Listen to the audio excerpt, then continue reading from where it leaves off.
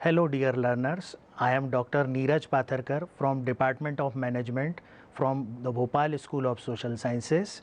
Today I will be teaching you about organization, which is a very important management topic, and it is the second function of management after planning. As you all know that planning is considered as the first and foremost function, and thereafter there is immense importance of organizing as well.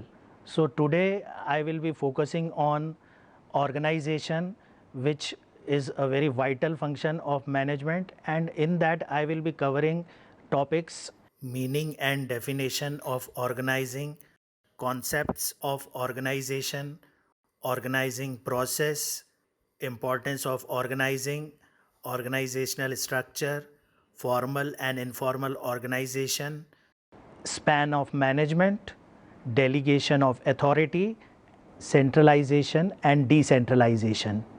So let's start with meaning and definition of organizing. Organizing can be defined as identifying and grouping different activities in the organization and bringing together the physical, financial and human resources together to establish most productive relation for achieving specific goals of the organization. In general, the word organizing can be defined as arranging everything in orderly manner and making most efficient use of resources. That is, optimum utilization of resources has to be there, otherwise it will be a problematic situation for the organization.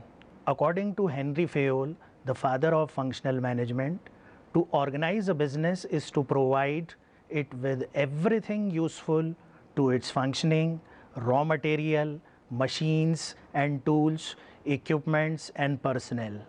Another definition by Louis Allen says that organization is the process of identifying and grouping work to be performed, defining and delegating responsibility and authority, and establishing relationships for the purpose of enabling people to work most effectively together in accomplishing objectives.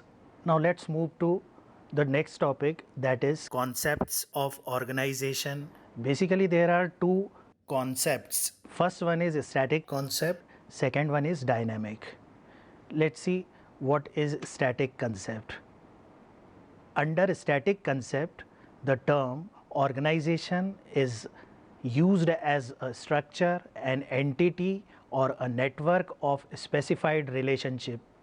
In this sense, organization is a group of people bound together in a formal relationship to achieve common objectives. It lays emphasis on position and not on individuals. The second concept is dynamic concept. Under dynamic concept, the term organization is used as a process of an ongoing activity. In this sense, organization is a process of organizing work, people and systems. It lays emphasis on individuals and considers organization as a continuous process. So it means that organization as a managerial function has got immense importance, and therefore it is considered as a dynamic concept, and it is required for the growth and development of business. Now let's move to the next topic, that is organizing process. It is a four-step process, the first step of which is identification and division of work. Second step is grouping the job and departmentalization. Third, assignment of duties. Fourth, establishing reporting relationships. So we'll see one by one the brief explanation of each step. The first step is identification and division of work. The organizing function begins with division of total work into smaller units. Each units of the total work is termed as job.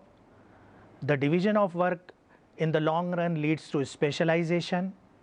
because job are assigned to individual according to their qualification and expertise, and in the long run if they keep on doing the repetitive job they become a specialist. For example, in banking sector you have seen that there are many job positions. Some persons they are in the role of teller, cashier, some deal with home loan, some deal with credit card, some deal with government securities. So basically the entire work is divided into several activities, and each individual is assigned that particular task. By that the individual become perfect in that particular job, and it leads to specialization. Step number 2, grouping the jobs and departmentalization. After the activities are divided into smaller jobs, the similar activities are grouped under one department. There are two ways of doing it. First is functional departmentalization and second one is divisional departmentalization. Under functional departmentalization, job related to common functions are grouped in one department. For example, production, marketing, HR, finance. So let's say production. So in production, product, raw material, production process, packaging, all these are the activities, they are grouped under production. Similarly, when it comes to marketing, we see that advertising, distribution, sales, etc. comes under marketing. So broadly it is covered under marketing. So that is a separate department. So this way functional departmentation take place.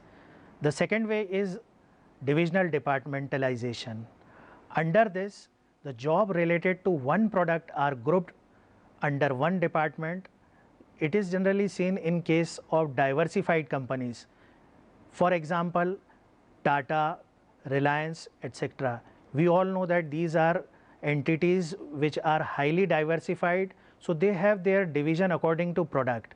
So they may have, you can say, Tata Teleservices Limited, Tata FMCG sector, Tata Power, same is with Reliance. So in this way, the divisional departmentalization is practiced in corporate world. The third step of organization process is assignment of duties. In this step, each employee and worker of the organization is assigned a particular job or duty matching to his or her own skill, capabilities and experience. Employees are assigned job by giving them a document that is known as job description, which contains all the steps involved in performing a particular job, so that even a newly recruited employees can also go through it and understand the intricacies of the work which they are supposed to perform in that particular capacity.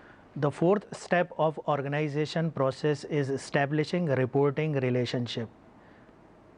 This is the last step in which the superior subordinate relationship is created, and every individual in the organization is made aware of the reporting pattern.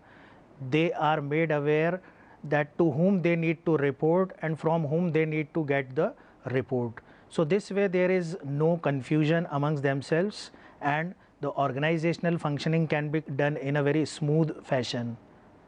The individual of higher authority becomes superior and the person with the less authority becomes subordinate. Hence, a chain of command is established, which is in general known as scalar chain. So let's move to the next topic, that is importance of organizing. It can be studied under following subpoints. Number 1, benefits in specialization. We have studied previously that the division of work leads to specialization. So if things are properly organized in a company, then in the long run specialization is possible. Second, role clarity. Each and every employee in the organization is clear about his or her role if there is proper organization, if there is proper reporting relationship, as we have studied previously. Third, optimum utilization of resources. If companies have proper organization, then they are capable of utilizing their resources in optimum manner, because nowadays there is resource crunch everywhere. So you need to be very judicious in utilizing the resources, whether they are human resources, whether they are material resources, whatever type of resources are there, we need to ensure judicious and optimum utilization. Fourth, coordination and effective administration. This is also possible when proper organization is there in companies. It results in proper coordination as well as effective administration. All the administrative tasks, they can be completed in a smooth manner if there is proper organization. Proper organization always lead to reduction in time, unnecessary wastages. So this way it is beneficial to the organization. Fifth point, adoption to change. Those organizations which are properly organized, they are in a better position to adapt to the changes which will be taking place in near future or distant future. So if things are organized in your company, you are in a better position to cope up with all the changes which are taking place in external business environment. As we all know that the business environment keeps on changing, so you should be well equipped with various amenities and resources so that you can deliver on time. Sixth point, expansion and growth.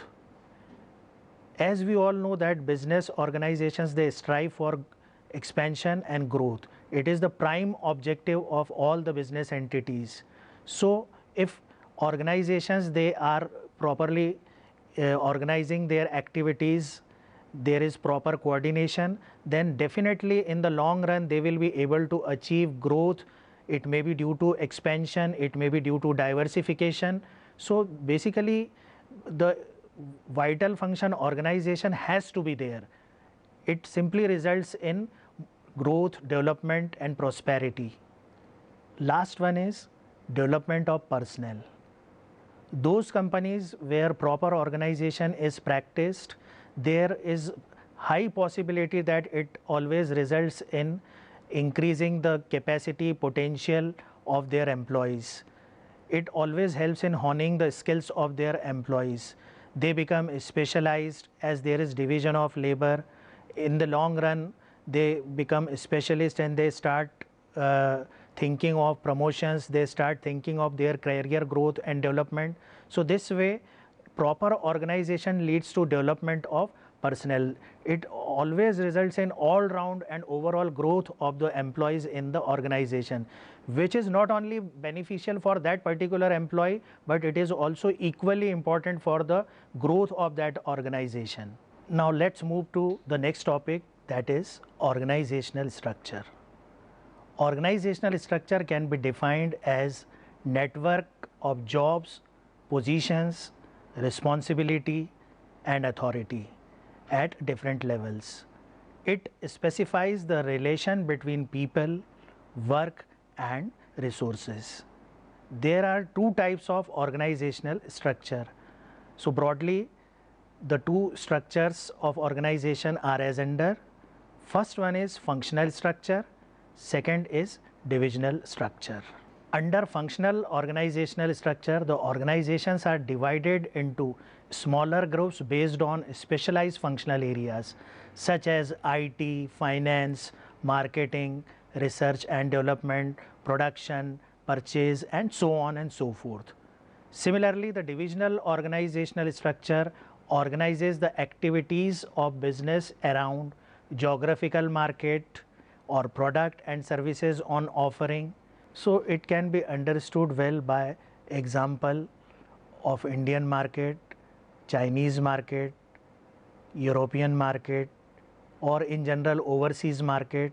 Similarly, for product categories, you can have smartphone market, you can have FMCG market, you can have consumer durable market, consumer non-durable market, white goods market, so on and so forth. So let's move to the next topic, that is types of organization. Basically, there are two types of organization. First one is formal organization and second is informal organization. Formal organization is an organization with a fixed set of rules, procedures, and a well-defined hierarchy.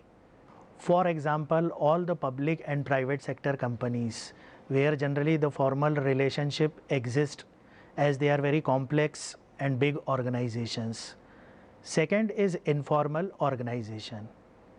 An informal organization is the social structure of the organization which work in concurrence with the formal organizational structure, parallel with it, or against it. So usually we'll see that the informal organization coexists with formal organization. There is always a presence of informal organization in formal organizational settings. This is basically seen in the interpersonal relationship between employees and workers, even at times with managers and subordinates. They may be friendly at times. So let's move to the next topic, that is span of management. It means how many employees or subordinates can be effectively managed by one manager and how many subordinates are under one manager. Whenever the authority and responsibility relationship are established in organizing process, the manager must keep in mind the span of management or control. There are two types of span of management. First is wide span, second is narrow span. Wide span of control. In this, a manager can supervise and control effectively a large group of persons at one time, making it a flat structure. The main features are less overhead cost of supervision, prompt response from the employees, better communication, better supervision, better coordination, suitable for repetitive jobs. Narrow span of control. In this, the manager supervises a selected number of employees at one time, making it a tall structure. The main features are work which requires tight control and supervision, for example, handicrafts, ivory work, etc.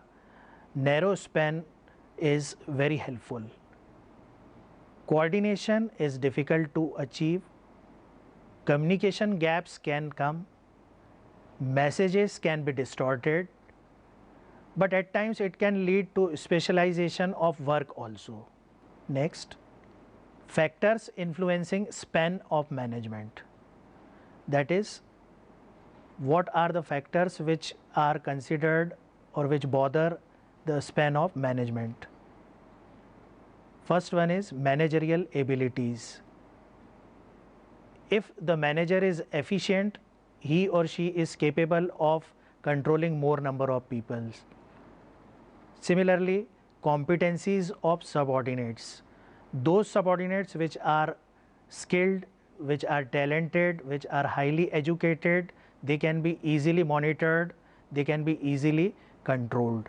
So, if the competence of subordinate is satisfactory in the eyes of the management or the manager, at times it can even result in a tall structure. Similarly, third one is nature of work. So, nature of work also determines the span of management. At times certain works are of very critical importance, so those need to be very closely monitored. So, even if 7 or 8 people are being observed or monitored by the manager, it has to be there. Now, let's move to the next topic, delegation of authority. Delegation of authority means division of authority and power downwards to the subordinate. It is about entrusting someone else to do parts of your job. It can be defined as subdivision and sub-allocation of powers to the subordinates in order to achieve effective results. As there are n number of activities and tasks in organizational context, managers, if they delegate their work to subordinates, they can keep themselves relatively free and they can keep a close watch on some vital and important functions of the company. So generally the delegation is preferred in complex business situations, and it is a very important function of management. Now let's see the various elements of delegation. There are three elements of delegation, namely authority, responsibility, and accountability. Authority is the legal power or right to give orders, make decisions, and enforce obedience. It always flows from top to bottom. It simply means that the manager at the top will have the maximum authority, and he or she will be in a position to dictate, to pass on orders, instructions to the subordinates, and the subordinates are bound to follow all those instructions. Second is responsibility. It is the duty of the person to complete the task assigned to him. It always flows from bottom to top. So this way, in organizational context, the employees at the lower level, they are given responsibility to perform certain jobs by their respective managers, and they are held responsible. Their job is to discharge the responsibility in the effective manner so that the organizational objectives can be achieved. Third, accountability. The obligation of an individual or organization to be account for its activities is known as accountability. It arises from responsibility. In short, it means being answerable for the end result, and it cannot be delegated. This means that even if there is delegation of authority, the tasks have been given to the lower level of employees, still the manager cannot run away from the accountability. At the end of the day, the manager is also answerable to the top level authorities. So this way, accountability cannot be delegated. Now let's move to the next topic, centralization and decentralization. Centralization and decentralization are the two types of structures that can be found in any organization, which may be government organization, which may be a public sector or private sector organization. Centralization basically means the power of planning and decision making is exclusively in the hands of top management. It means that when the concentration of power or authority is there in the hands of the top authorities, we see that it is the case of centralization. Whereas just opposite is decentralization, where the manager is willing to delegate the authority to the subsequent lower levels. Each and every employee at the subsequent lower level has some or other degree of authority or decision making. So this way the organizational functioning can be ensured properly. It can be done in an effective manner. Generally in modern times, you have to have decentralization. A good example can be seen in the form of central and state governments in India. The central government of India do not hold all the powers.